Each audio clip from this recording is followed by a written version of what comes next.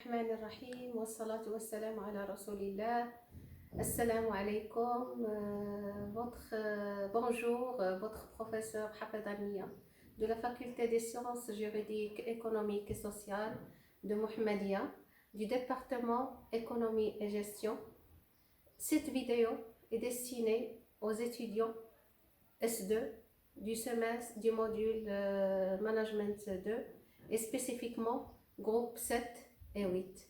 Chères étudiantes, chers étudiants, dans le cadre des circonstances que passe le Maroc et le monde entier, et afin de dépasser la crise causée par Covid-19, nous sommes tous appelés à travailler et à continuer à travailler.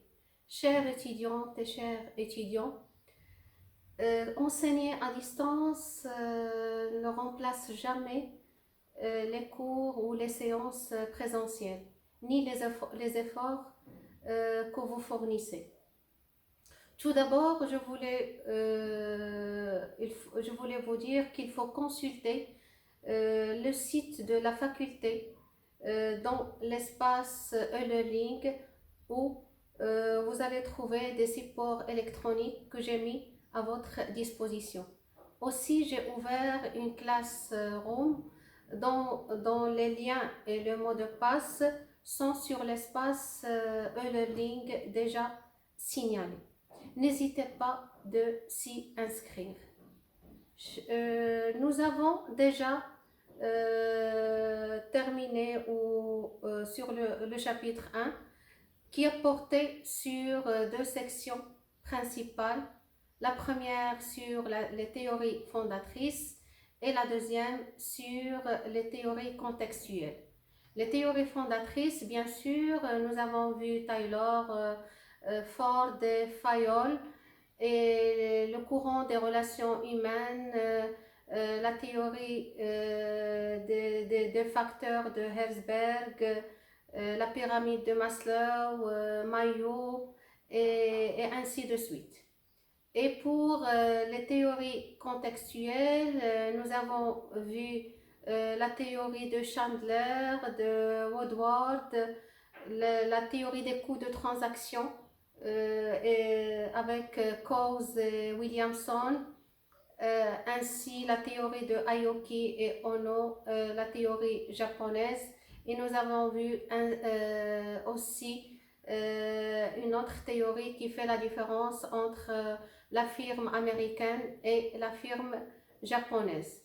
Donc, je ne vais pas me tarder sur ce chapitre parce que nous l'avons déjà entamé. Cette vidéo va porter sur le chapitre 2 qui porte sur le métier du management, composé de 3 sections principales.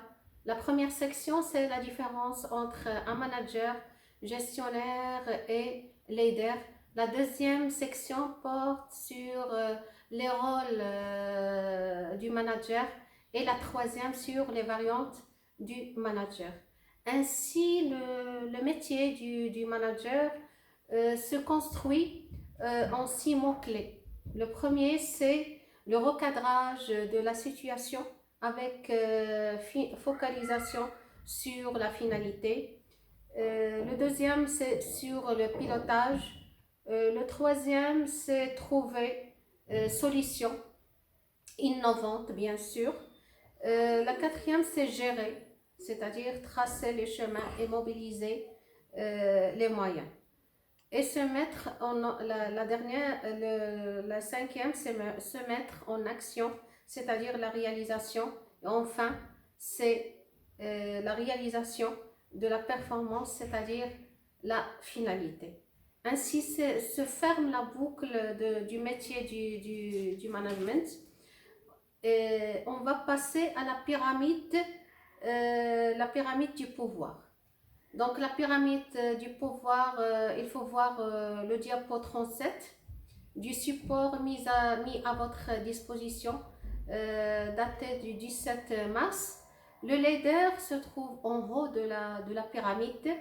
le gestionnaire se trouve en bas et vous trouvez le manager qui est au milieu. Le leader de succès se caractérise par 4 éléments essentiels. Elle est un visionnaire, un porteur de changement. Deuxième élément essentiel pour un leader, c'est un mobilisateur autour du savoir, de sa vision. Donc, c'est une personne qui cherche à convaincre autrui par sa vision.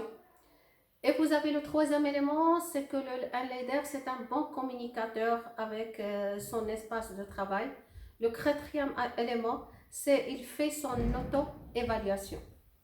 Quant au gestionnaire, elle est tournée plus vers les moyens, comme vous avez dans le cours.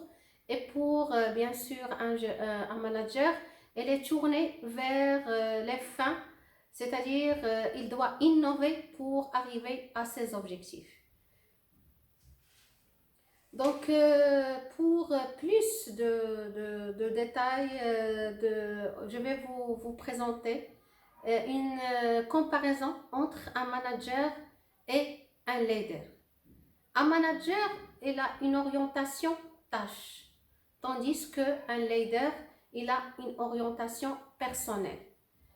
Un manager, il définit des objectifs, alors que le leader, il transmet une vision.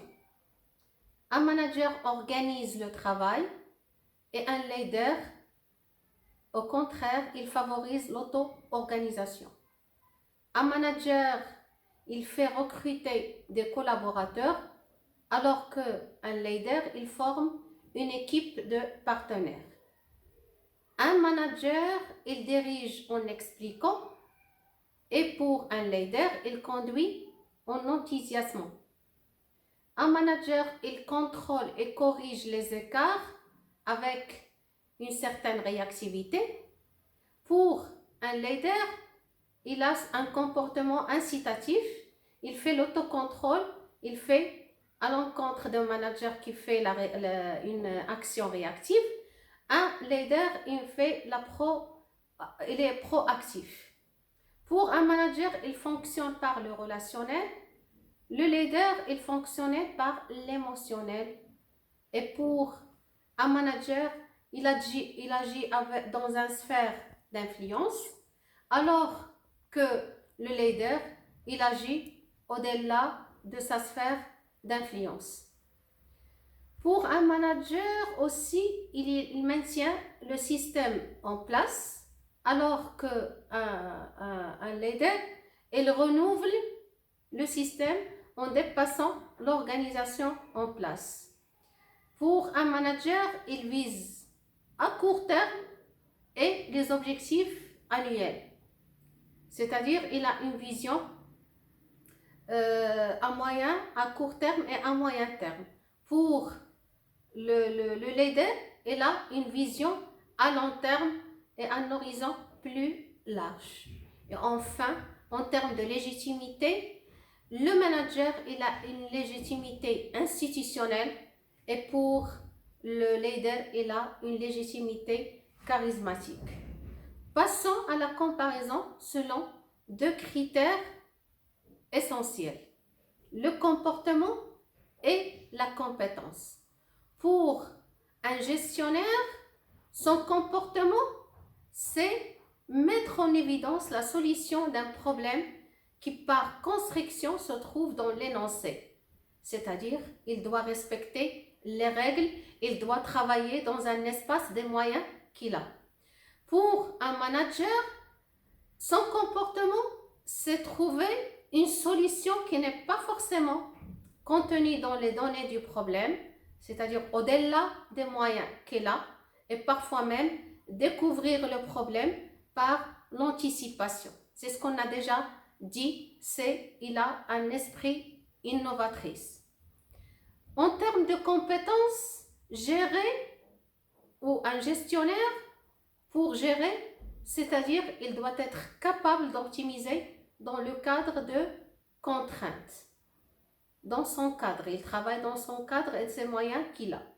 Un manager, sa compétence, c'est être apte à imaginer, à créer, à innover un autre cadre que celui donné et trouver les moyens de le réaliser. Donc, ce que nous avons déjà vu, c'est-à-dire, c'est que le manager est là, il doit recadrer la situation. Ainsi se termine cette première vidéo. N'oubliez pas de s'inscrire dans le Classroom afin de pouvoir échanger et n'oubliez pas de laver les mains avant de terminer la consultation de cette vidéo. Et là, à la vidéo prochaine, Inch'Allah.